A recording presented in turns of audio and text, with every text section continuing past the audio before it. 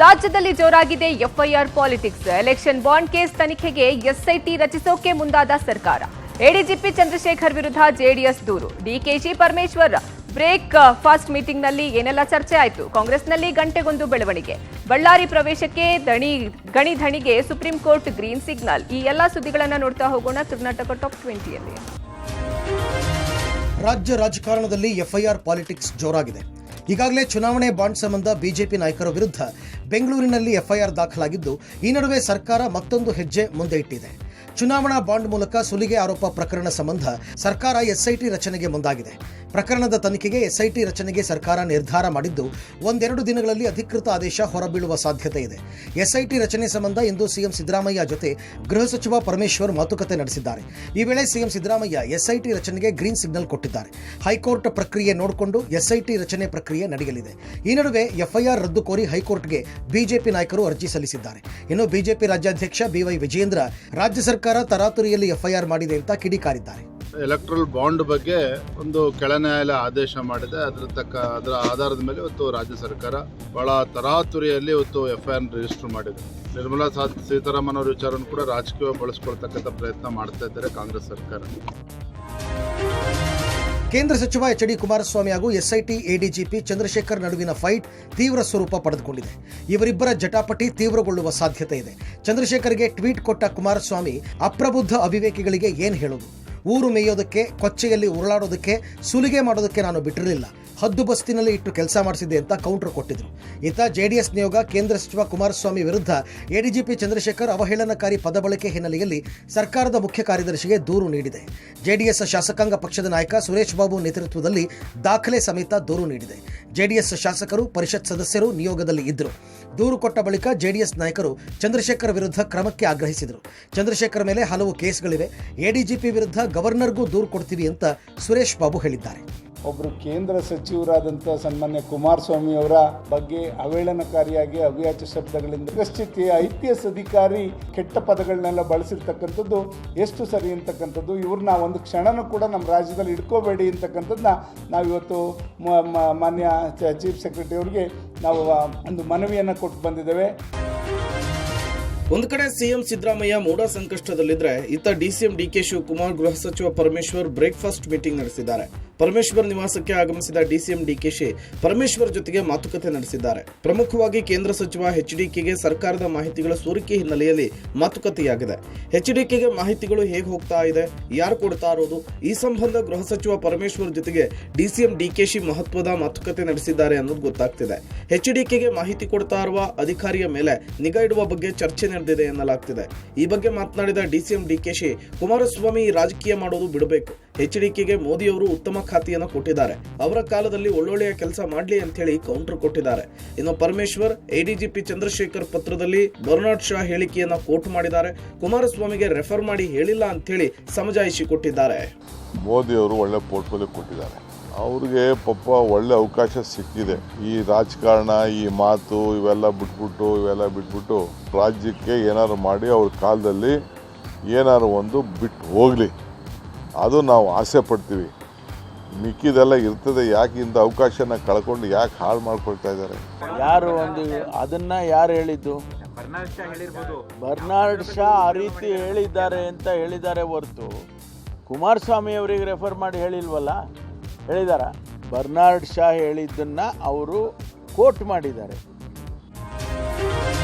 ಕಾಂಗ್ರೆಸ್ ಪಡಸಾಲೆಯಲ್ಲಿ ಗಂಟೆಗೊಂದು ಬೆಳವಣಿಗೆ ನಡೀತಾ ಇದೆ. ಬೆಳಗ್ಗೆ ಡಿಸಿಎಂ ಡಿಕೆ ಶಿವಕುಮಾರ್ ಜೊತೆ ಬ್ರೇಕ್ಫಾಸ್ಟ್ ಮೀಟಿಂಗ್ ಬಳಿಕ ಗೃಹ ಸಚಿವ ಪರಮೇಶ್ವರ್ ಸಿಎಂ ಸಿದ್ದರಾಮಯ್ಯ ಅವರನ್ನ ಭೇಟಿಯಾಗಿ ಚರ್ಚಿಸಿದ್ದಾರೆ. ಕಾವೇರಿ ನಿವಾಸದಲ್ಲಿ ಭೇಟಿಯಾಗಿ ಮಾತುಕತೆ ನಡೆಸಿದ್ದಾರೆ. ನಿರ್ಮಲಾ ಸೀತಾರಾಮನ್ ವಿರುದ್ಧ ಎಫ್ಐಆರ್ ದಾಖಲು ಮಾಡಲು ಕೋರ್ಟ್ ಆದೇಶ ಮಾಡಿದ್ದು, ಈ ಸಂಬಂಧ ಎಸ್ಐಟಿ ನೇಮಕ ಮಾಡುವ ಬಗ್ಗೆ ಚರ್ಚೆ ನಡೆದಿದೆ. ಅಲ್ಲದೆ ಮೂಡಾ ಕೇಸ್ನಲ್ಲಿ ಮುಂದಿನ ಕಾನೂನು ಹೋರಾಟದ ಬಗ್ಗೆ ಚರ್ಚೆ ನಡೆಸಿದ್ದಾರೆ.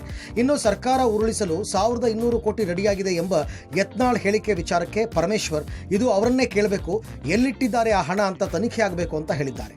ಡಿಕೆ ಶಿವಕುಮಾರ್ ಮಾತನಾಡಿ, 1200 ಕೋಟಿ ರೆಡಿಯಾಗಿದೆ ಎಂಬ ಮಾಹಿತಿ ಹೈಕಮಾಂಡ್ ನಾಯಕರಿಗೆ ತಿಳಿಸಿದ್ದೇನೆ. ಇದು ಇಡಿ ತನಿಖೆಯ ವ್ಯಾಪ್ತಿಗೆ ಬರುವ ವಿಚಾರ.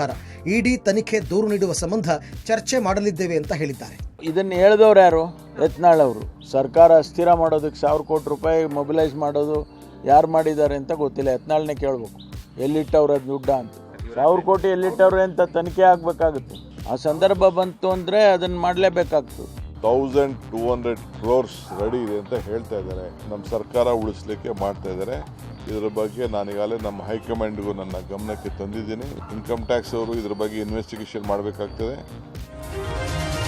ಸಿಎಂ ಸಿದ್ದರಾಮಯ್ಯಗೆ ಮೂಡ ಸಂಕಷ್ಟ ಎದುರಾಗಿದೆ. ಲೋಕಾಯುಕ್ತದಲ್ಲಿ ಎಫ್ಐಆರ್ ದಾಖಲಾಗಿ 3 ದಿನವಾಗಿದ್ದು, ಇದರ ನಡುವೆ ಇಡಿ ಸಿಬಿಐ ತನಿಖೆಯ ಆತಂಕವೂ ಎದುರಾಗಿದೆ. ಈ ನಡುವೆ ಮೈಸೂರು ಲೋಕಾಯುಕ್ತ ಎಸ್ಪಿ ಉದೇಶ್ ದಾಖಲಾತಿಗಳ ಜೊತೆ ಬೆಳಗ್ಗೆಯೇ ಬೆಂಗಳೂರಿಗೆ ಆಗಮಿಸಿದ್ದಾರೆ. ಇತ್ತ ಸಿಎಂ ಸಿದ್ದರಾಮಯ್ಯ ಟ್ವೀಟ್ ಮಾಡಿ, ನನ್ನ ರಾಜಕೀಯ ಬದುಕಿನಲ್ಲಿ ನಯಾ ಪೈಸೆ ಭ್ರಷ್ಟ ಹಣಕ್ಕಾಗಿ ಕೈ ಚಾಚಿಲ್ಲ. ಆತ್ಮಸಾಕ್ಷಿಯಾಗಿ ನಾನು ಸರಿಯಾಗಿದ್ದೀನಿ. ಹೀಗಾಗಿ ನಾನು ಹೆದರುವ, ಜಗ್ಗುವ, ಬಗ್ಗುವ ಪ್ರಶ್ನೆಯೇ ಇಲ್ಲ. ಹೆಚ್ಚಂದ್ರೆ ರಾಜಕೀಯವಾಗಿ 1-2 ತಿಂಗಳು ನನಗೆ ತೊಂದರೆ ಆಗಬಹುದು, ಆದ್ರೆ ಕಾನೂನಾತ್ಮಕವಾಗಿ ಗೆದ್ದೇ ಗೆಲ್ತೀನಿ ಅಂತ ಅಚಲ ವಿಶ್ವಾಸ ವ್ಯಕ್ತಪಡಿಸಿದ್ದಾರೆ.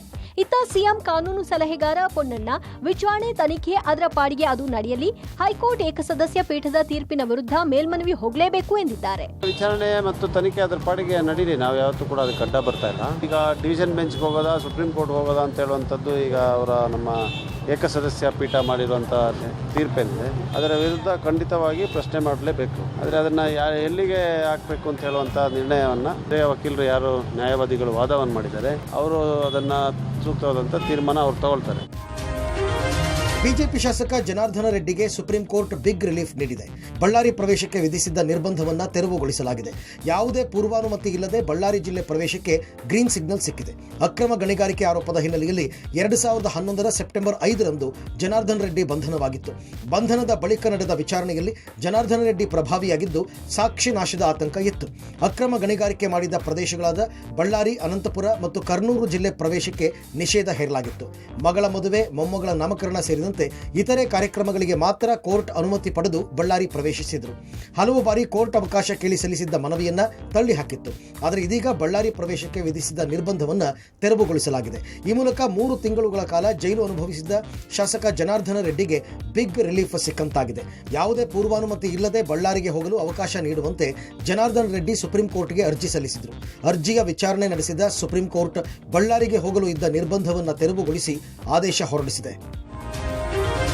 ಪ್ರಧಾನಿ ನರೇಂದ್ರ ಮೋದಿ ಅವರನ್ನ ಅಧಿಕಾರದಿಂದ ಕೆಳಗಿಳಿಸುವವರೆಗೂ ನಾನು ಸಾಯುವುದಿಲ್ಲ ಎಂಬ ಹೇಳಿಕೆ ನೀಡಿದ್ದ ಕಾಂಗ್ರೆಸ್ ಅಧ್ಯಕ್ಷ ಮಲ್ಲಿಕಾರ್ಜುನ ಖರ್ಗೆ ವಿರುದ್ಧ ಬಿಜೆಪಿ ನಾಯಕರು ಮುಗಿಬಿದ್ದಿದ್ದಾರೆ. ಗೃಹ ಸಚಿವ ಅಮಿತ್ ಶಾ ಆದಿಯಾಗಿ ಪ್ರಮುಖ ಸಚಿವರು ಖರ್ಗೆ ವಿರುದ್ಧ ವಾಗ್ದಾಳಿ ನಡೆಸಿದ್ದಾರೆ. ಎಕ್ಸ್ನಲ್ಲಿ ಪೋಸ್ಟ್ ಮಾಡಿರುವ ಅಮಿತ್ ಶಾ, ಖರ್ಗೆ ಅವರ ಭಾಷಣ ತಮ್ಮ ನಾಯಕರನ್ನ ಮೀರಿಸುವಂತಿತ್ತು, ಸಂಪೂರ್ಣವಾಗಿ ಅಸಹ್ಯಕರ ಮತ್ತು ಅವಮಾನಕರವಾಗಿ ಮಾತನಾಡಿದ್ದಾರೆ. ಮೋದಿ ಅವರನ್ನ ಅಧಿಕಾರದಿಂದ ಕೆಳಗಿಳಿಸಿದ ನಂತರವೇ ಅವರು ಸಾಯ್ತೀನಿ ಎಂದಿದ್ದಾರೆ. ಅನಾವಶ್ಯಕವಾಗಿ ವೈಯಕ್ತಿಕ ವಿಚಾರಗಳಿಗೆ ಮೋದಿ ಅವರನ್ನ ಎಳೆದು ತಂದಿದ್ದಾರೆ. ಪ್ರಧಾನಿ ಮೋದಿ ಅವರ ಮೇಲೆ ಎಷ್ಟು ದ್ವೇಷ ಇದೆ ಎನ್ನುವುದನ್ನ ಇದು ತೋರಿಸುತ್ತೆ. ಖರ್ಗೆ ಅವರ ಆರೋಗ್ಯ ಸುಧಾರಿಸಲಿ ಅಂತ ಮೋದಿ ಅವರು ಹಾಗೂ ನಾನು ಪ್ರಾರ್ಥನೆ ಮಾಡ್ತೀನಿ ಎಂದಿದ್ದಾರೆ. ಬಿಜೆಪಿ ರಾಜ್ಯಾಧ್ಯಕ್ಷ ವಿಜೇಂದ್ರ ಕೂಡ ಟ್ವೀಟ್ ಮಾಡಿ, ಖರ್ಗೆ ಅವರು 100 ಕಾಲ ಬಾಳಬೇಕು, ಸುದೀರ್ಘ ರಾಜಕೀಯ ಜೀವನ ಸಾಗಿಸಬೇಕು, ಇದು ನಮ್ಮ ಪ್ರಾಮಾಣಿಕ ಪ್ರಾರ್ಥನೆ. ಅವರ ಕಣ್ಣ ಮುಂದೆಯೇ ಹೆಮ್ಮೆಯ ಪ್ರಧಾನಿ ಮೋದಿ ಅವರು ಭಾರತವನ್ನ ವಿಶ್ವ ಮುಂಚೂಣಿಯಲ್ಲಿ ನಂಬರ್ 1 ಸ್ಥಾನಕ್ಕೆ ಕೊಂಡೊಯ್ಯಬೇಕು ಎಂದಿದ್ದಾರೆ. ಚಿತ್ರದುರ್ಗದ ರೇಣುಕಾಸ್ವಾಮಿ ಕೊಲೆ ಕೇಸ್ನಲ್ಲಿ ನಟಕಮ್ಮ ಆರೋಪಿ ದರ್ಶನ್ ಜೈಲು ಪಾಲಾಗಿ 100 ದಿನ ಮೇಲಾಗಿದೆ. ಅವರ ಸಿನಿಮಾ ಶತದಿನೋತ್ಸವ ಆಚರಿಸಿದಂತೆ ಇದೀಗ ಜೈಲು ದಿನಗಳು ಕೂಡ ಶತದಿನ ಪೂರೈಸಿವೆ. ಬಳ್ಳಾರಿ ಜೈಲಿನಲ್ಲಿ ಬೇಲ್ಗಾಗಿ ಕನವರಿಸುತ್ತಿರುವ ದರ್ಶನ್ಗೆ ಇವತ್ತು ಮತ್ತೆ ನಿರಾಸೆ ಕಾದಿತ್ತು. ಇವತ್ತು ಕೂಡ ಕೋರ್ಟ್ನಲ್ಲಿ ದರ್ಶನ್ಗೆ ಬೇಲ್ ಸಿಗಲಿಲ್ಲ. 57ನೇ ಸೆಷನ್ಸ್ ಕೋರ್ಟ್ನಲ್ಲಿ ನಡೆದ ಜಾಮೀನು ಅರ್ಜಿಯ ವಿಚಾರಣೆ ಅಕ್ಟೋಬರ್ 4ಕ್ಕೆ ಮುಂದೂಡಿಕೆಯಾಗಿದೆ. ಇತ್ತ ಪವಿತ್ರ ಗೌಡ ಜಾಮೀನು ಅರ್ಜಿ ವಿಚಾರಣೆ ಕೂಡ ಮುಂದೂಡಿಕೆಯಾಗಿದೆ. ಈ ಮಧ್ಯೆ ದರ್ಶನ್ ಪತ್ನಿ ವಿಜಯಲಕ್ಷ್ಮಿ ಮತ್ತೊಮ್ಮೆ ಬಳ್ಳಾರಿ ಜೈಲಿಗೆ ಭೇಟಿ ನೀಡಿ ದರ್ಶನ್ ಜೊತೆಗೆ ಮಾತುಕತೆ ನಡೆಸಿದ್ದಾರೆ. ಇತ್ತ 15ನೇ ಆರೋಪಿ ಕಾರ್ತಿಕ್ಗೆ ಜಾಮೀನು ಸಿಕ್ಕು ವಾರ ಕಳೆದರೂ ಇನ್ನೂ ಬಿಡುಗಡೆಯ ಭಾಗ್ಯ ಇಲ್ಲ. ಕಾರಣ ಶ್ಯೂರಿಟಿಗೆ ಹಣವಿಲ್ಲದೆ ಕಾರ್ತಿಕ್ ಕುಟುಂಬಸ್ಥರು ಪರದಾಡುತ್ತಿದ್ದಾರೆ. ಸಹಾಯ ಮಾಡಿ ಅಂತ ತಂದೆ ಅಳಲು ತೋಡಿಕೊಂಡಿದ್ದಾರೆ. ಬೆಂಗಳೂರು ಟು ಮೈಸೂರು ಎಕ್ಸ್ಪ್ರೆಸ್ ವೇನಲ್ಲಿ ಭೀಕರ ಆಕ್ಸಿಡೆಂಟ್ ಆಗಿದೆ. ಈ ಆಕ್ಸಿಡೆಂಟ್ನಲ್ಲಿ 20ಕ್ಕೂ ಹೆಚ್ಚು ಜನರಿಗೆ ಗಂಭೀರ ಗಾಯವಾಗಿದೆ. ಮಂಡ್ಯದ ಸ್ಯಾಂಜೋ ಆಸ್ಪತ್ರೆಯ ಬಳಿ ಕೆಎಸ್ಆರ್ಟಿಸಿ ಬಸ್ ಪಲ್ಟಿಯಾಗಿ ನಿಂತಿದ್ದ ಕಂಟೈನರ್ಗೆ ಡಿಕ್ಕಿ ಹೊಡೆದಿದೆ. ಆಕ್ಸಿಡೆಂಟ್ನ ದೃಶ್ಯ ಸಿಸಿ ಕ್ಯಾಮೆರಾದಲ್ಲಿ ಸೆರೆಯಾಗಿದೆ. ಬೆಂಗಳೂರು ಕಡೆಯಿಂದ ಮಂಡ್ಯ ಕಡೆಗೆ ಬರ್ತಾ ಇದ್ದಂತಹ ಬಸ್ ಎಕ್ಸ್ಪ್ರೆಸ್ ವೇನಿಂದ ಸರ್ವಿಸ್ ರಸ್ತೆಗೆ ತಿರುವನ್ನು ಪಡೆದುಕೊಳ್ಳುವಾಗ ಇದ್ದಕ್ಕಿದ್ದಂತೆ ಪಲ್ಟಿ ಹೊಡೆದು ಅಲ್ಲಿ ನಿಂತಿದ್ದ ಕಂಟೈನರ್ಗೆ ಡಿಕ್ಕಿ ಹೊಡೆದಿದೆ. ಅದೇ ರಸ್ತೆಯಲ್ಲಿ ಬರ್ತಿದ್ದ ಬೈಕ್ ಸವಾರ ಜಸ್ಟ್ ಮಿಸ್ ಆಗಿದ್ದಾನೆ. ಬೈಕ್ ಸವಾರನ ಮುಂಭಾಗ ಬಸ್ ಪಲ್ಟಿಯಾಗಿದೆ. ಬೈಕ್ ಹೋಗಿ ಬಸ್ಗೆ ಡಿಕ್ಕಿಯಾಗಿದೆ. ತಕ್ಷಣ ಬೈಕ್ ಸವಾರ ಎದ್ದು ದೂರ ಸರಿದಿದ್ದಾನೆ. ಘಟನೆಗೆ ಅತಿ ವೇಗ ಹಾಗೂ ರಸ್ತೆಯಲ್ಲಿ ಬದಿಯಲ್ಲಿದ್ದಂತಹ ಗುಂಡಿಯೇ ಕಾರಣ ಅಂತ ಹೇಳಲಾಗ್ತಿದೆ. ಗುಂಡಿಗೆ ಇಳಿದ ಕಾರಣ ಬಸ್ ಕಂಟ್ರೋಲ್ ತಪ್ಪಿ ಪಲ್ಟಿಯಾಗಿದೆ. ಗಾಯಾಳುವನ್ನ ಮಂಡ್ಯದ ಮಿಮ್ಸ್ ಆಸ್ಪತ್ರೆಗೆ ದಾಖಲಿಸಲಾಗಿದೆ. ಇತ್ತ ಚಿತ್ರದುರ್ಗದ ಜಿಲ್ಲೆಯ ಹಿರಿಯೂರು ತಾಲೂಕಿನ ಓಬಳಾಪುರ ತಾಂಡಾ ಬಳಿ ಚಾಲಕನ ನಿಯಂತ್ರಣ ತಪ್ಪಿ ಕೆಎಸ್ಆರ್ಟಿಸಿ ಬಸ್ ಪಲ್ಟಿಯಾದ ಪರಿಣಾಮ ಶಾಲಾ ಕಾಲೇಜು ವಿದ್ಯಾರ್ಥಿಗಳು ಗಾಯಗೊಂಡಿದ್ದಾರೆ. ಬೆಂಗಳೂರಿನ ಹೊರವಲಯದ ಜಿಗಣಿಯಲ್ಲಿ ವಾಸವಿದ್ದ ಪಾಕಿಸ್ತಾನ ಪ್ರಜೆಯನ್ನ ಪೊಲೀಸರು ಬಂಧಿಸಿದ್ದಾರೆ. ಧರ್ಮದ ವಿಚಾರದಲ್ಲಿ ಪಾಕಿಸ್ತಾನದಲ್ಲಿ ಭಿನ್ನಾಭಿಪ್ರಾಯ ಉಂಟಾದ ಪರಿಣಾಮ ಪಾಕ್ ಬಿಟ್ಟು ಬಾಂಗ್ಲಾದೇಶಕ್ಕೆ ಎಸ್ಕೇಪ್ ಆಗಿದ್ದ. ಢಾಕಾದಲ್ಲಿ ಇದ್ದುಕೊಂಡು ಅಲ್ಲಿನ ಯುವತಿಯನ್ನ ವಿವಾಹವಾಗಿದ್ದ. ಬಳಿಕ ಕೊನೆಗೆ ಅಲ್ಲಿಯೂ ಇರೋದಕ್ಕಾಗದೆ 2014ರಲ್ಲಿ ಪತ್ನಿ ಜೊತೆ ಅಕ್ರಮವಾಗಿ ದೆಹಲಿಗೆ ಬಂದಿದ್ದ. ಸ್ಥಳೀಯ ವ್ಯಕ್ತಿಯ ನೆರವಿನಿಂದ Aadhaar card, driving licence, passport ಮಾಡಿಸಿಕೊಂಡಿದ್ದ. 2018ರಲ್ಲಿ ಬೆಂಗಳೂರಿಗೆ ಬಂದು ಜಿಗಣಿ ಬಳಿ ಅಪಾರ್ಟ್ಮೆಂಟ್ ಒಂದರಲ್ಲಿ 2 ಮಕ್ಕಳ ಜೊತೆ ದಂಪತಿ ವಾಸ ಇದ್ರು. ಕೇಂದ್ರ ಗುಪ್ತಚರ ಇಲಾಖೆಯ ಅಧಿಕಾರಿಗಳು ನೀಡಿದ ಖಚಿತ ಮಾಹಿತಿಯ ಮೇರೆಗೆ ಸ್ಥಳೀಯ ಪೊಲೀಸರು 4 ಬಂಧಿಸಿದ್ದಾರೆ. ಘಟನೆ ಸಂಬಂಧ ಜಿಗಣಿ ಪೊಲೀಸ್ ಠಾಣೆಯಲ್ಲಿ ಪ್ರಕರಣ ದಾಖಲಿಸಿಕೊಳ್ಳಲಾಗಿದೆ. ಬೆಂಗಳೂರಿನಲ್ಲಿ ಚಾಕುವಿನಿಂದ ಇರಿದು ವ್ಯಕ್ತಿಯನ್ನ ಕೊಲೆ ಮಾಡಲಾಗಿದೆ. ಜ್ಞಾನಭಾರತಿ ಸಣ್ಣಿನಹಳ್ಳಿಯಲ್ಲಿ ಕೊಲೆ ಪ್ರಕರಣ ನಡೆದಿದೆ.